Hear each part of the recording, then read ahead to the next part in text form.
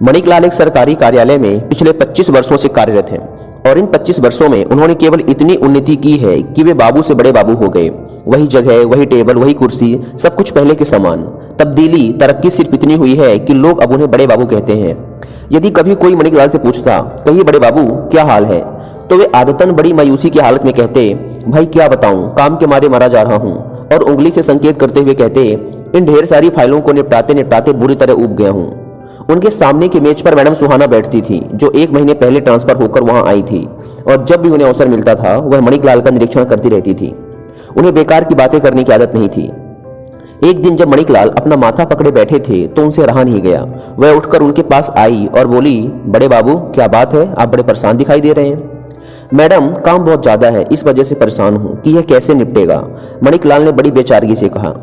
Madam सुहाना कुर्सी खींचकर उनके सामने बैठ गई और बोली, लाइए देखो कि आपके पास कितना काम है जो आपको इस कदर परेशान कर रहा है। मणिकलाल ने यह सुनते ही फाइलों का ढेर उनके सामने लगा दिया। मैडम सुहाना ने फाइलें उल्टानी शुरू की। देखा बड़ी पुरानी फाइलें हैं जिनमें काम कुछ ज्यादा नहीं था, बस जरा सा उनमें कुछ देखने की जरूरत थी। इसी तरह की वे सारी फाइलें थी जो मणिकलाल के सामने पहाड़ की तरह खड़ी थी। मैडम ने पूछा, इतनी पुरानी फाइलें क्यों रखे हुए हैं आप, इन्हें पहले क्यों नहीं निपटाते। बड़े उदास भाव से मणिकलाल बोले, बड़ी कठिनाई है इनमें, दुनिया भर के कागज ढूंढने हैं, तबीयत नहीं करती, सोचता हूं कल करूंगा पर कल आता ही नहीं, इसलिए पड़ी हुई हैं। मैडम सुहाना समझ गई कि बड़े बाबू आलसी ही नहीं निकम्मे भी हैं। उन्होंने कहा, उठिए आप ये सभी पुराने कागज ढूंढिए, मैं आपका काम आज ही खत्म करा देती हूँ। मणिकलाल बड़ी मायूसी से उठे और उन्होंने कागज ढूंढने शुरू किए। मैडम सुहाना ने पिछले 3 महीनों का काम मात्र 2 घंटे में समाप्त कर दिया।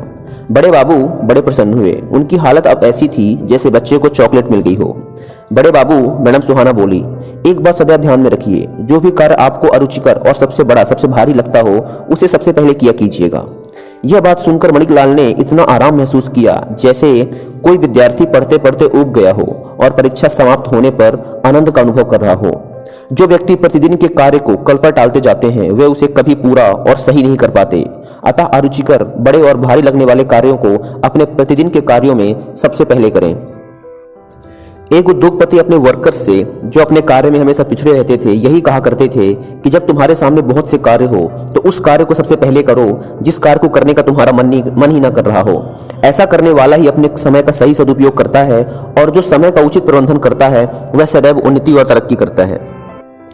विचारों को एकत्रित करने और मन को एक कार्य पर लगाने की शक्ति कुछ ही लोगों को इसलिए प्राप्त होती है क्योंकि इसके लिए आवश्यक साधना करने के लिए बहुत थोड़े ही लोग तैयार होते हैं।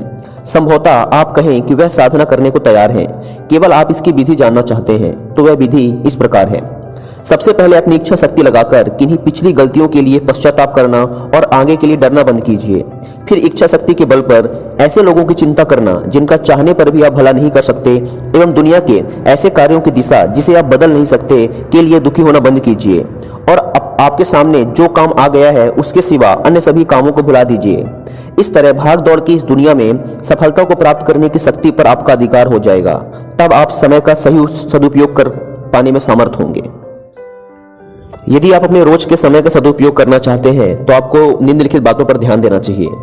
अपने पास उपयोगी पुस्तकें, एक छोटी डायरी और पेन रखिए ताकि खाली समय मिलने पर आप उसका सदुपयोग कर सकें। टीवी आदि देखने से पूर्व उनके कार्यक्रमों की सूची देख लीजिए। केवल वही कार्यक्रम देखिए जिनमें आपकी रुचि हो या जो ज्ञानवर्धक हो। टीवी स्क्रीन पर विज्ञापनों के आते समय आप किसी उपयोगी पुस्तक के 1-2 पृष्ठ तो पढ़ ही सकते हैं।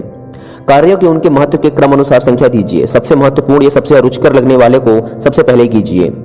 अपनी सभी वस्तुओं को एक निश्चित क्रम तथा अवस्था में रखिए ताकि उन्हें खोजने में अधिक समय न लगे। बस, टैक्सी, कार, ट्रेन और विमान आदि से यात्रा के दौरान समय का उपयोग पुस्तकों या आवश्यक सामग्री का अध्ययन करने अथवा उचित चिंतन मनन में कीजिए।